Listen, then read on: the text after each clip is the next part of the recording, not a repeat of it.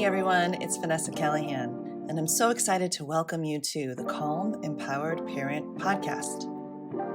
Together, let's challenge the idea that parenting has to be perfect.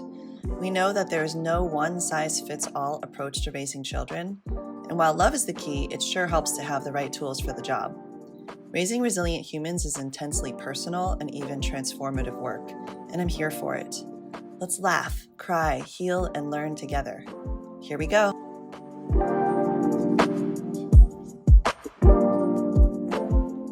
We're bringing on a beloved guest. She's in her fourth year of mentorship. She and I met at a workshop many years ago, 4 years ago at Nia House Learning Center. It was in person before the pandemic.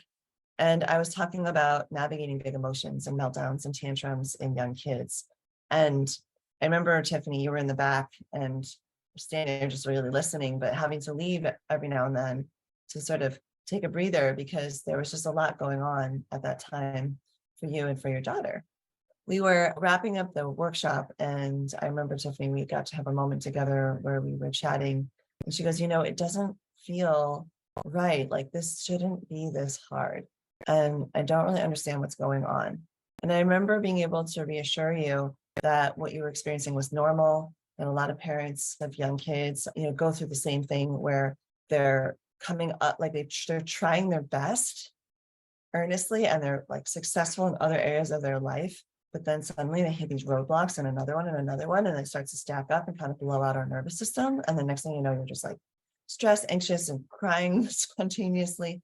And that it doesn't have to, not only does it not have to be that way, but you're not the only one. And I remember you feeling really reassured by that, Tiffany. And then we ended up deciding to do work together.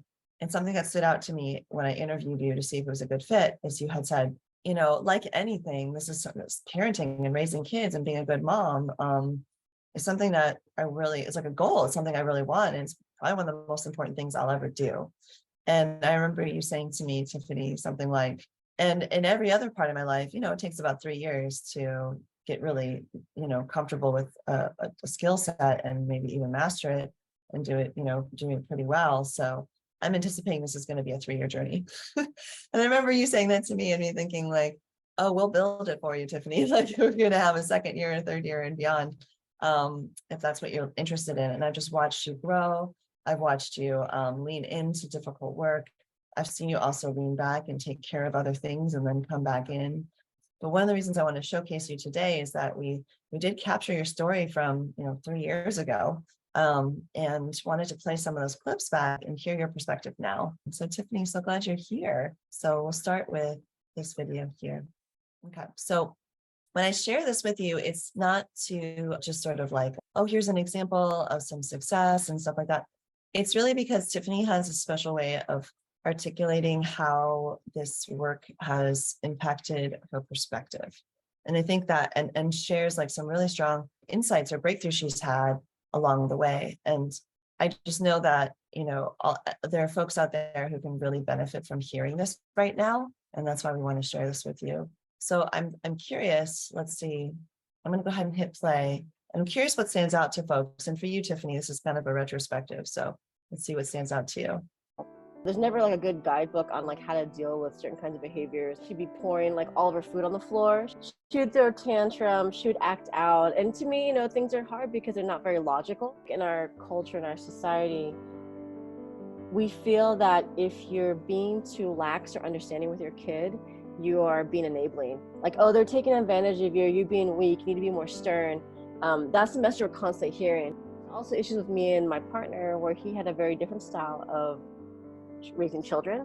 And I think that we both had to come to terms with the way that our parents had raised us and like kind of see like what we liked and didn't like about that too. And like what was unconscious about the way that we parented our daughter together. It was stressful. Like I just didn't want to be like constantly worrying about like, am I doing the right thing? Am I doing something harmful?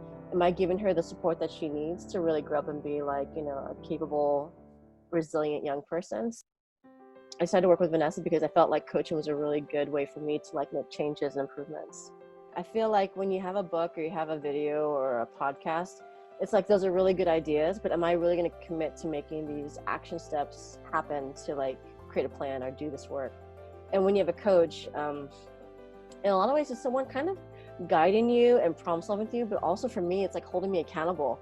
The things that she was saying made a lot of sense. Like I was making connections between what I was observing with my daughter and the things that she's saying about how children develop. It just made me realize like these are things that I haven't tried that could really work. And when I tried them at home, they actually did work. And so I was thinking, yeah, like I'm seeing progress. So let me try to keep up with this. Having that toolbox of what to do in your back pocket, because things are constantly changing with kids. Before she wasn't in like a defiant stage. Now that she is, it's like, okay, I have the explaining tools, I have the calming tools, I have the, giving kids option tools. I think that before I was really just worked up and angry. And there were times when I noticed that like I would kind of like get upset and like worked up because of my frustrations with how to be a good parent. So when she would do the same, like pouring her glass of water on the ground, I would kind of yell or get upset or get frustrated. And now when she does it, I'm just like, okay, I accept that. That's just like something she does. Let me work with that. I'll give reminders on like where we can and cannot spill water, when are the best times to play and not play. I feel like much more calm and just capable and just more resilient in the face of, parenting disasters. Sometimes when we are actually being calm and firm and neutral when we talk to our kids, we're not yelling, not screaming, not belittling them. We're teaching them emotional management and emotional resiliency, because we need to teach them like when things are really tense and stressed out, that we have to also realize how to, we were modeling for them. There tends to be this assumption that parents have to suffer alone. One of the biggest benefits of doing group work is the fact that you realize you're not alone. Like your problems are very common. All kids go through this, a lot of parents go through this, and you can learn from other parents, you can commiserate with other parents, you can learn to have compassion for the people, they can have support and compassion for you too. So it's, generally a community of mutual support and co-learning. All right. Woo, success. We have Tiffany with us. And yeah, what a gift to get to hear your perspective from then and then now in the present time. So I know you didn't get to hear all of the replay, so we might replay a little section at a time together.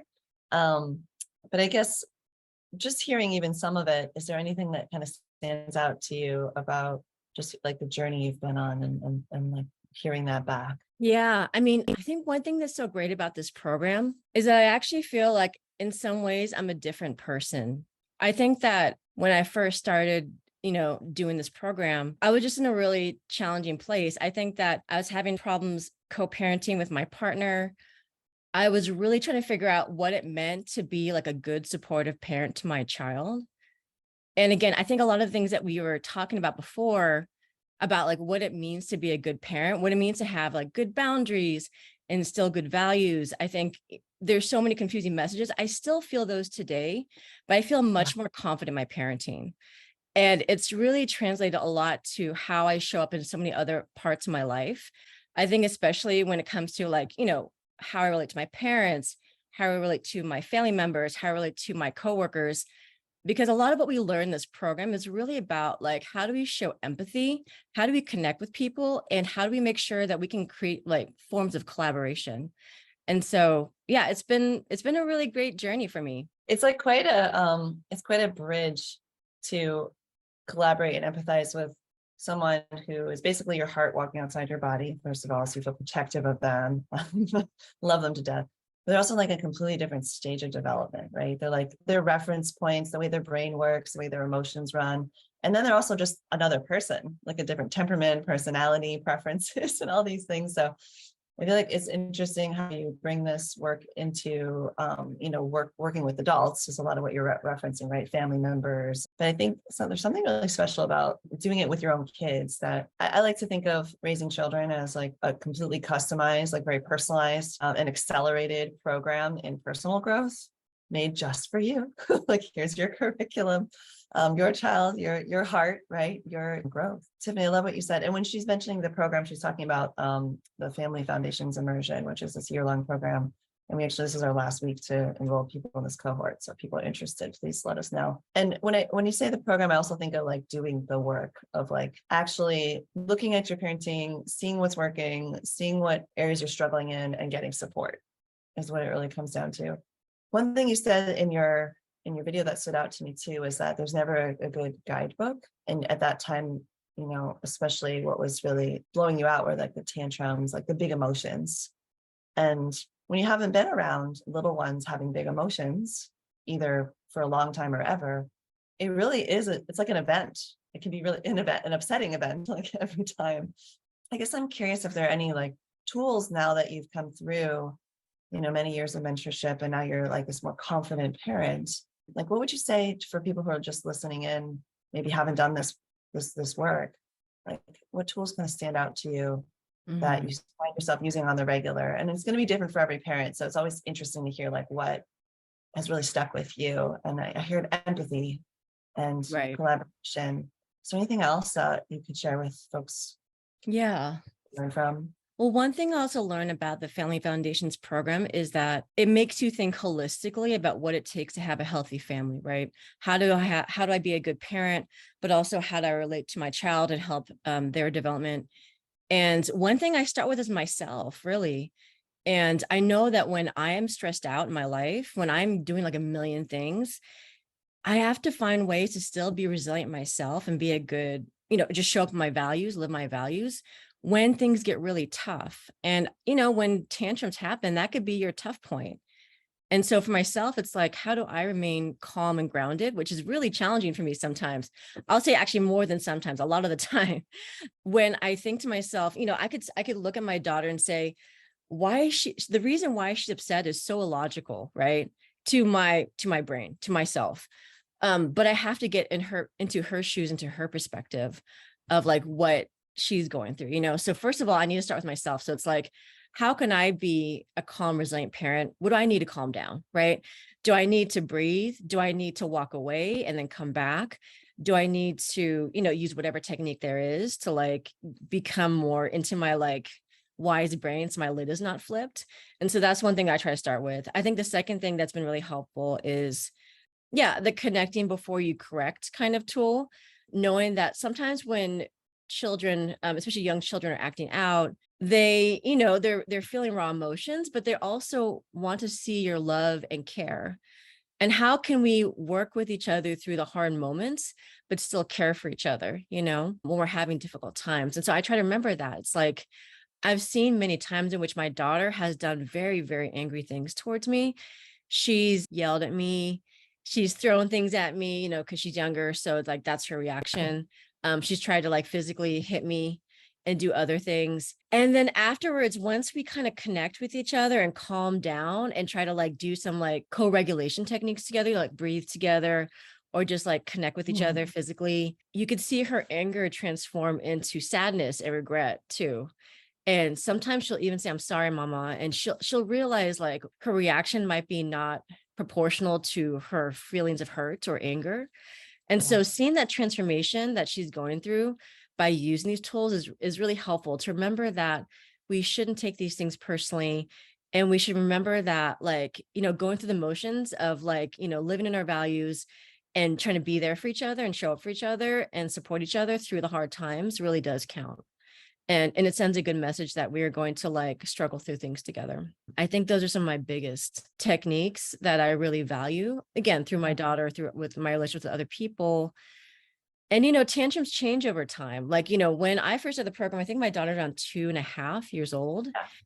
My daughter's 6 like now. pouring stuff out. There's like you're pouring stuff out on the table. Like she's still figuring out how liquids work. And Yeah.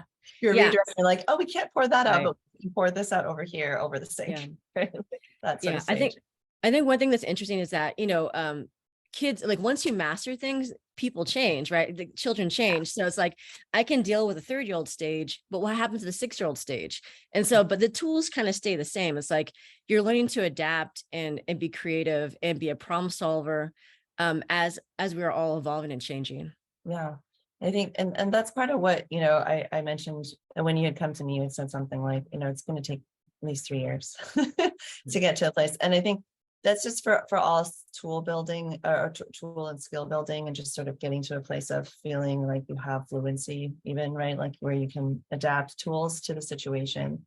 And I think there's no better way to illustrate that than to like walk up the ladder of the ages and stages with kids, because it's literally like the game changes and we have to keep up.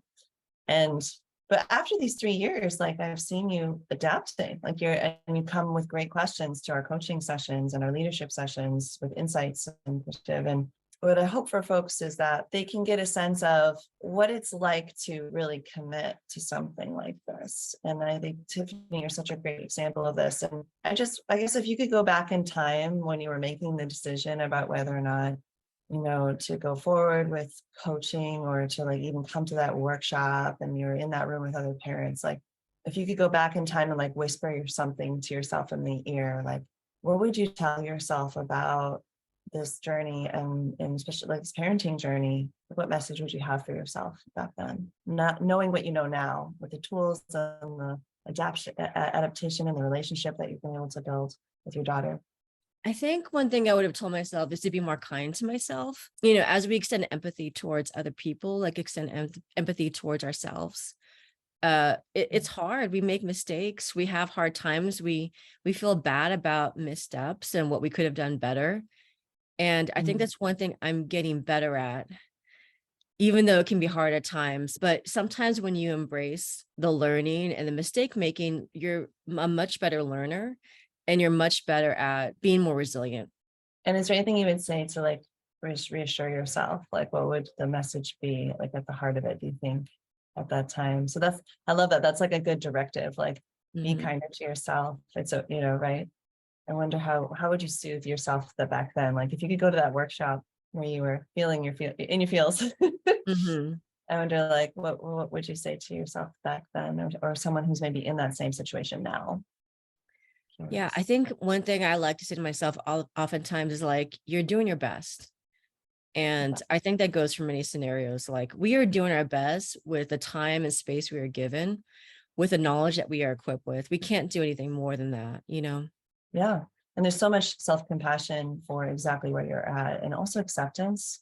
I'm hearing you like getting present and grounded in like acceptance. And I remember you doing that even with your toddler, pouring stuff out. You're like, okay, this is happening. So you're like accepting that that's where she's at. She's still experimenting with liquids. And Right. extend. So learning to extend that to your child, oftentimes it circles right back. We can extend that to ourselves. And then we become that role model you talked about. So it's just this beautiful like loop that keeps closing and keeps do that. I also know that you came up against quite a bit of pressure to be a sterner parent, and you really saw your daughter's response to that, and were in your gut. I think you knew like, yes, she needs firm boundaries and clarity, just like all kids, right? Clear expectations.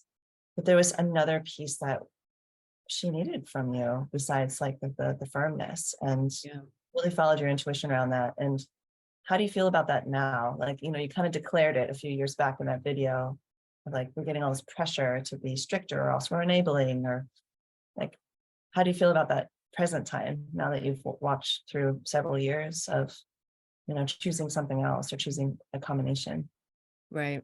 Yeah, so much has happened since that moment. I think one thing I always try to remind myself about these lessons is that, again, these are things that are really reflective of our values around development and what it means to be in good relationship with each other. I think that sometimes when we give in to external pressures, we forget like our own wisdom. And also, I think it's really recognizing generational trauma and how that shows up in our lives, and just trying to actively undo patterns of generational trauma must be intentional work. It has to be very thoughtful, like very reflective, because it's so easy to slip back into old patterns of behavior and old thought processes. So it's hard to be sometimes the unpopular person. It seems like in a relationship, right, where you're talking to someone and they're like, well, you should be X, Y, and Z.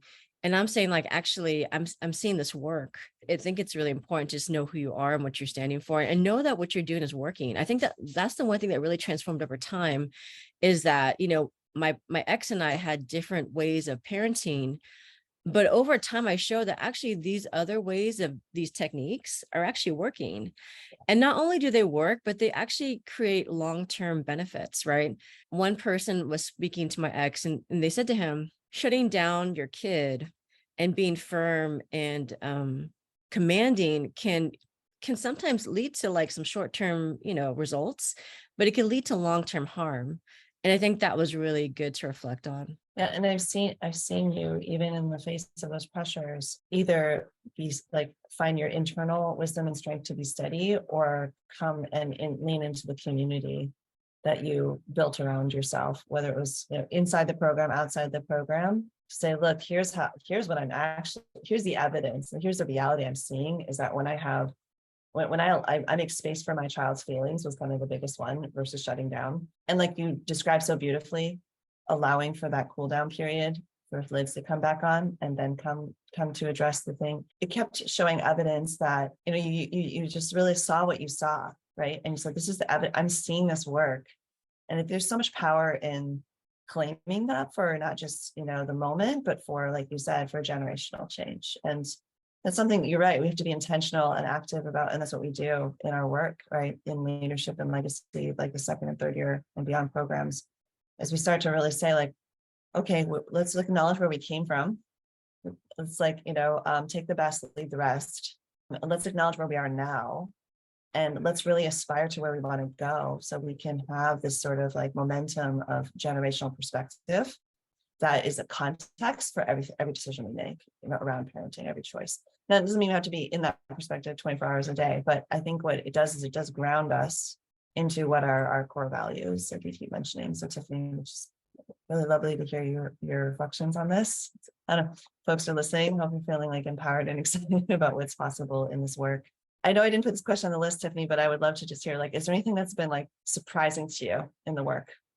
And like, even like maybe lit you up, like something like light or like exciting or fun or, funny about this journey of parenting. Because I know that we've had some sidebar conversations of like, I didn't know I had an inner preschool teacher. Like, I found my preschool teacher voice, or just that. Yeah, I'm curious if there are any surprises along the way that you'd want to speak to.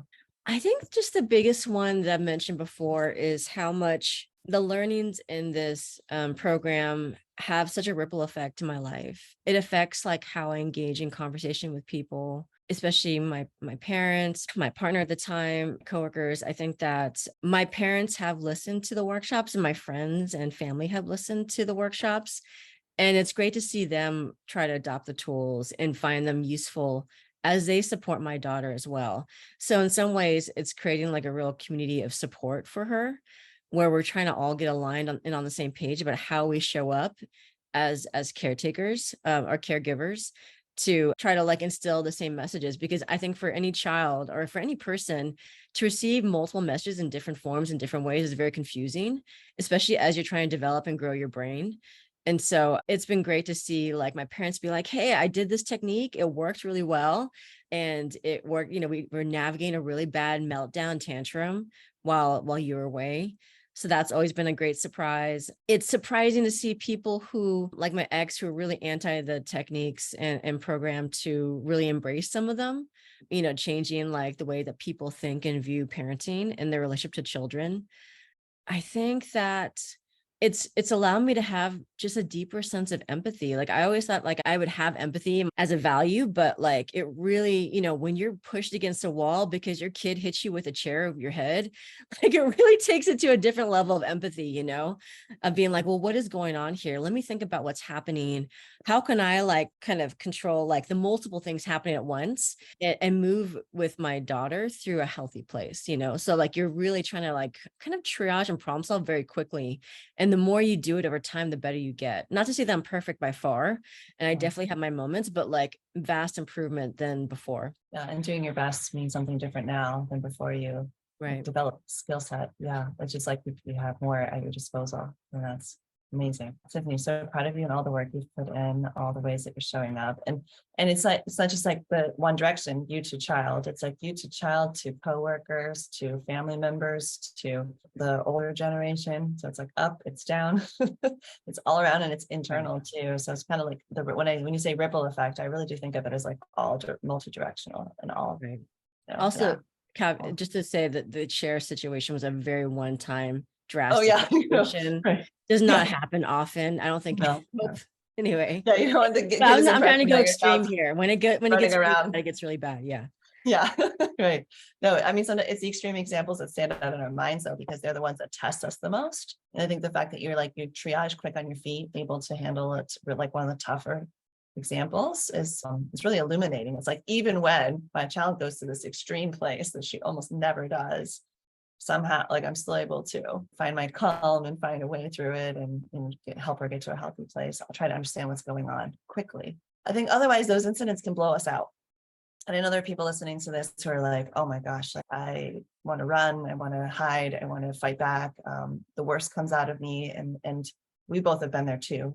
And I really like what you said all along the way is like, this is hard, this is stressful. And you're not alone in that.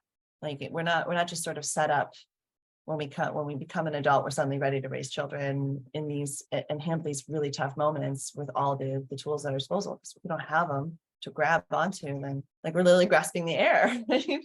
So I'm just seeing you just so consistently do the work in the day to day with your daughter, and really take things that work. And like when you we have people putting pressure on you to do it differently, you're like, no, I'm seeing this have an impact, I'm sticking with it. And that tenacity, that vision, and that commitment you've had to your daughter and to change has been amazing to witness. So thank you for all this insight, Tiffany. This is the part where I transition to see if there's anything that you would like to celebrate, any recent wins, and anything that you'd like help with today. We can do a little demo of coaching if there's something up right now. I know sometimes you've got something and sometimes you don't. So this is more of a check-in. So anything you want to celebrate that we can build off of or glean some insights from, or is there anything you'd like help with today that we could coach you in a moment? What do I want to celebrate? I think that one thing I want to celebrate is my daughter really trying to be more vocal about her emotions and more articulate.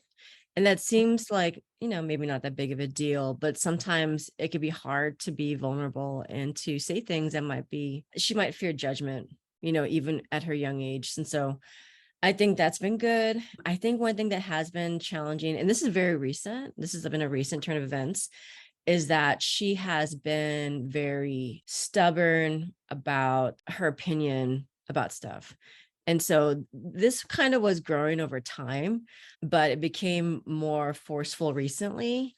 And part of me wants to kind of wait and see how like the school year goes, because, this happens sometimes over summer. And I recognize over summer, you have like not a fixed schedule, right? You're going on vacations, we're having different bedtimes, having more consistency for a child could be like more stabilizing for them. So I want to see like, school year just started. Maybe in a couple of weeks, let's like revisit if she's still really having like control issues, or if she's like more like open to different things, so, but that's one thing that's come up. It's like almost like one example is my daughter and I were on vacation with my family, we were at the pool, she's having a great time. My sister was actually taking care of her while I went and did something else. And my sister's like, well, I need to go back to the hotel room because, I need to get some menstruation pads. And my daughter just had like a massive meltdown. She's like, no, I want to stay in the pool, which I think is totally understandable. It's like, yeah, I want to stay in the pool too. I wouldn't want to go with my, my auntie to like do whatever she needs to get done. She kind of went 0 to 100. She goes 0 to 100 a lot. And so, yeah, trying to see if that was a situational thing where she just is like destabilized because of being on vacation, or if it's going to be more of a pattern, a behavior where she's like testing her limits of like how much she can get control of if she just acts out a lot. So, yeah. Right. So it sounds like the main thing you're doing is like really keeping an eye on it to see, and this is like advanced student stuff, by the way, just to brag on your behalf a little bit, which is that instead of saying, oh my gosh, my kid is this stubborn kid and they, overreact and I'm stuck in this, Trump, right? Just kicking back and staying curious. Like, is this more about situation? Is this a real pattern that we're going to need to kind of bring in some support around it? I think also you just showcase like being able to say, hey, pick one thing that makes sense about this. That's something we've talked quite a bit about around emotion coaching. It's like if there is something that makes sense about it, it's not completely out there, which is, yeah, I can relate to that sense of it's upsetting that you don't get to do what you still want to do. Like, I get it. Like, yeah, you don't want to leave the pool right now. And at her age, and maybe everyone knows, like, it's been about 3.5. So she's 6 now, right? She had her 6th birthday. Yeah. So just at her age, you can start to plant seeds of the right size reaction for the incident.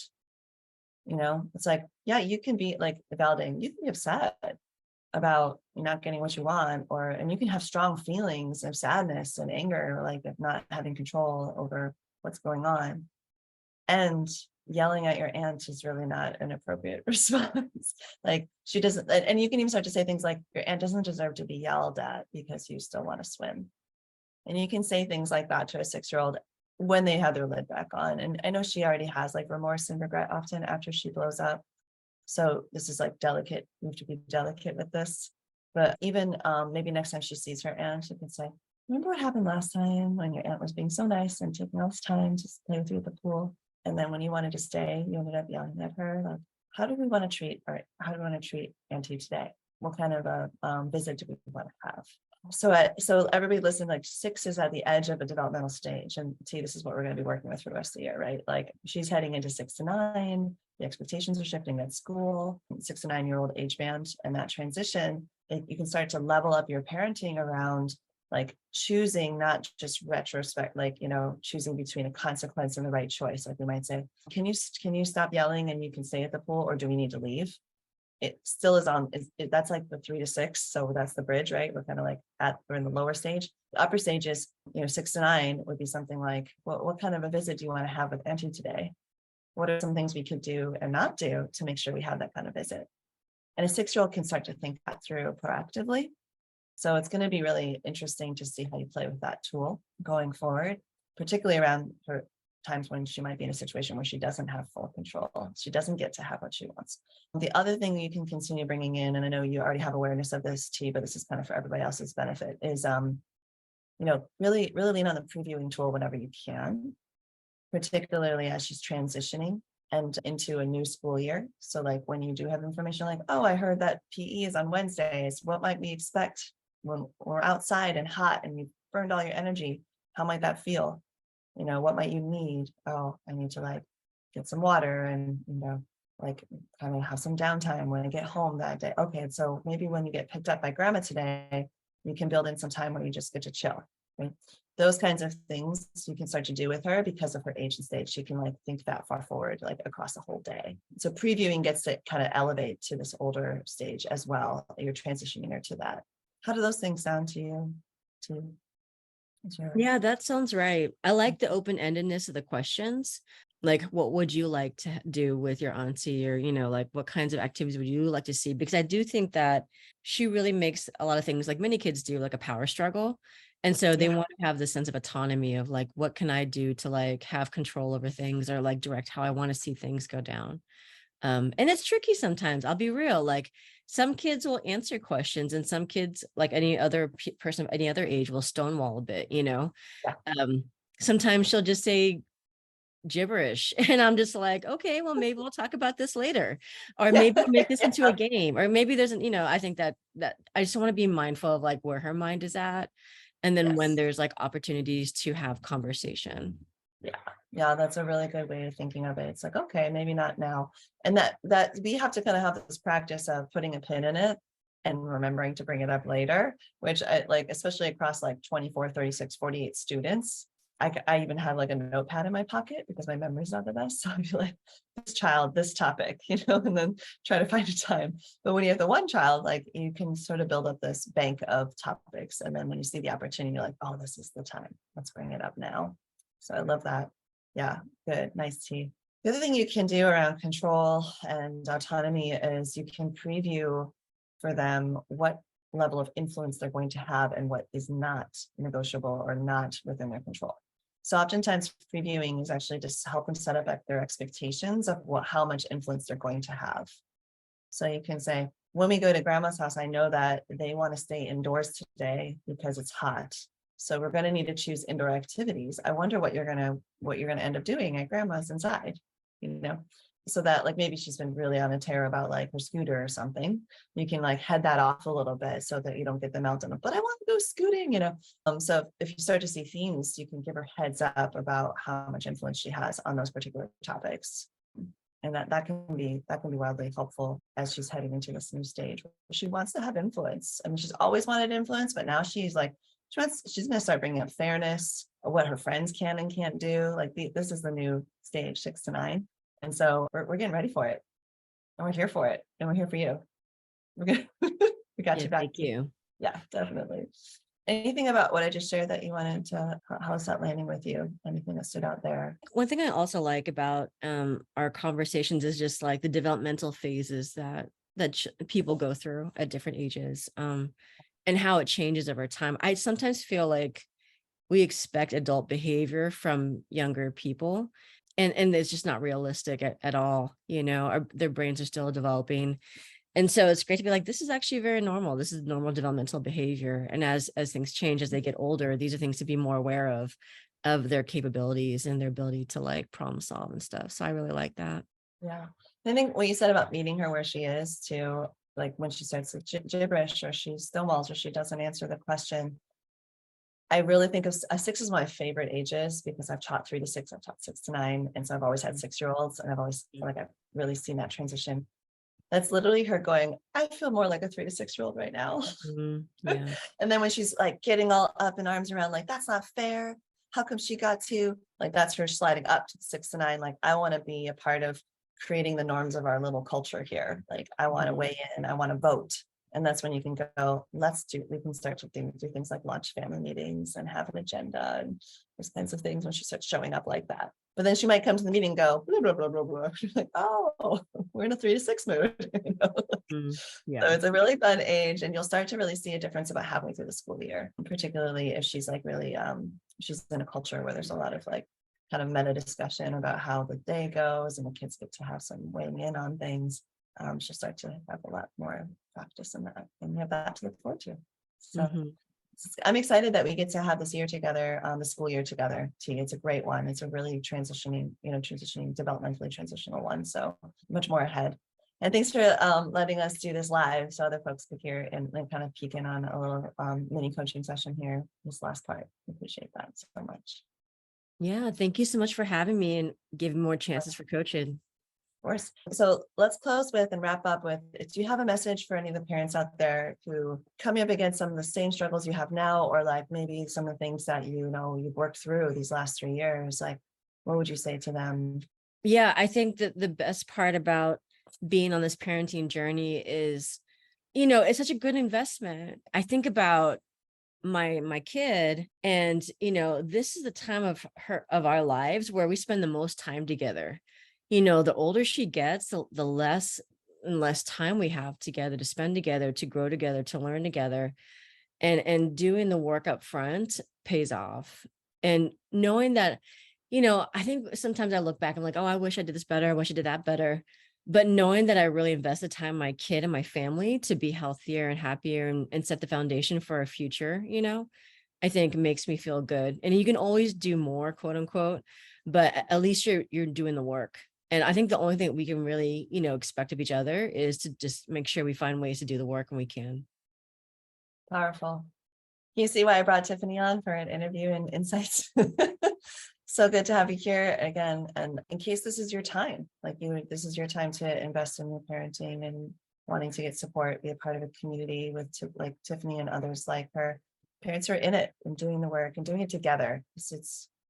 It's hard to do it on your own. I mean, I find, especially with things that are really emotional and really important and high stakes, I can get, I don't know about you, I can kind of shrink away from it. But then when I see, oh, it's safe because someone's like, the ocean waves look really big, but you see 20 people swimming and you're like, okay, maybe it is okay to swim today. You can kind of get into the water with everybody, and you don't have to swim alone, right? You've got other people for guidance and support and examples. And if this is your year to do that, reach out soon. Let me know. You can email me at raisingourresilience@gmail.com or DM me on Facebook. Let me know.